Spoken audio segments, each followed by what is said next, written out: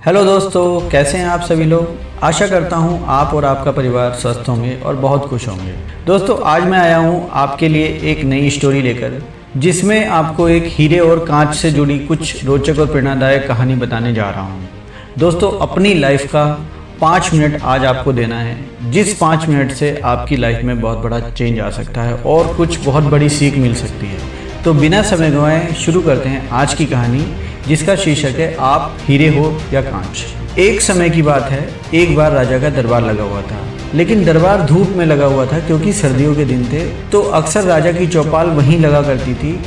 राजा लोगों की अपील सुन रहा था और सब कुछ ठीक ठाक चल रहा था, लेकिन भीड़ में से एक आदमी खड़ा होता है और वह बोलता है कि उसको राजा से मिलना है। उसके पास 2 हीरे हैं और उसमें से एक नकली है और एक असली है। तो मैं राजा से मिलकर ये जानना चाहता हूँ कि इसमें से असली कौन है और इसमें से नकली कौन है। तो अब उसकी इस बात को राजा के पास पहुँचाया गया और राजा ने उसको चौपाल में आने की आज्ञा दे दी। राजा ने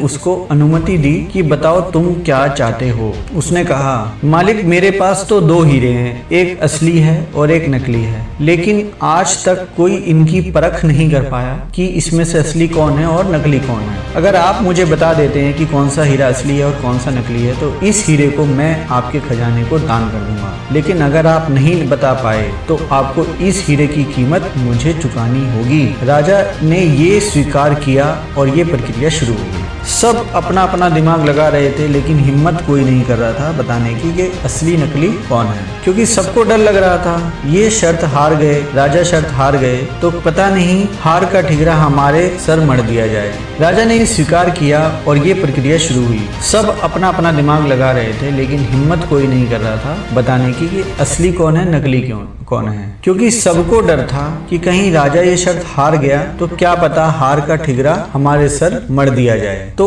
कोई आगे ही नहीं आया। आखिरकार राजा ने स्वीकार कर लिया कि मैं इसको बता पाने में असमर्थ हूँ। लेकिन तुरंत बाद एक घटना घटी और भीड़ में से एक अंधे बुजुर्ग खड़े हुए और बोले कि अगर मुझे मौका दिया जाए तो मैं बता सकता हूँ कि असली हीरा कौन सा है और नकली हीरा कौन सा है। राजा को प्रशंसा हुई कि चलो कोई तो है। अब उन बुजुर्ग ने 1 मिनट में बता दिया कि ये हीरा असली है और ये हीरा नकली है। लेकिन उन्होंने ये बताया कैसे? सबसे बड़ा सवाल तो यहाँ पे ये खड़ा हो गया, जबकि वो देख नहीं सकते थे। राजा ने उनको धन्यवाद दिया कि आपने आज राज्य की इज्जत बचा ली और एक हीरा अब राज्य के खजाने में जुड़ने जा रहा है, अन्यथा हमें इस हीरे जितनी कीमत चुकानी पड़ती है। हीरे को महल में ले जाने की तैयारियां शुरू हो गई, लेकिन उससे पहले राजा ने उस बुजुर्ग से निवेदन किया और पूछा कि आप ये तो बताइए कि आपने इस हीरे को पहचाना कैसे, जबकि आप तो देख पाने में भी सक्षम नहीं है और जो देख पाने में सक्षम थे वो तो जवाब ही नहीं दे पाए। अब बुजुर्ग की बात ध्यान से सुनना दोस्तों। उन्होंने क्या कहा? उन्होंने कहा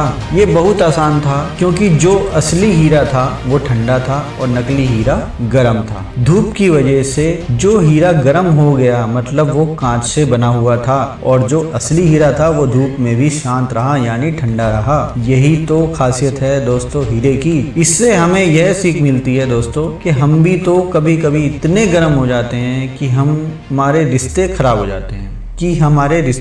जाते हैं, लेकिन हमें हीरे जैसा स्वभाव रखना चाहिए। परिस्थितियां चाहे कैसी भी हों, अगर हम ठंडे रहेंगे तो इससे हमारा ही फायदा है। कुल मिला के बात यह है कि हीरा बनिए कांच नहीं। आपको ये कहानी कैसी लगी दोस्तों, कमेंट करके ज़रूर बताइएगा। और अगर ये कहानी आपको वीडियो पसंद आई तो चैनल को सब्सक्राइब और वीडियो को शेयर करना मत भूलिएगा दोस्तों। आपका सपोर्ट मेरे लिए बहुत ज़रूरी है, ताकि मैं आगे भी ऐसी कहानियों को आपके लिए लाता रहूं और आपको मोटिवेट करता रहूं। थैंक यू दोस्तों अपना 5 मिनट का टाइम देने के लिए। और आपके जीवन में कोई अगर बदलाव आएगा इस कहानी से, या आपको कोई सीख मिली होगी, तो कमेंट करके ज़रूर बताइएगा।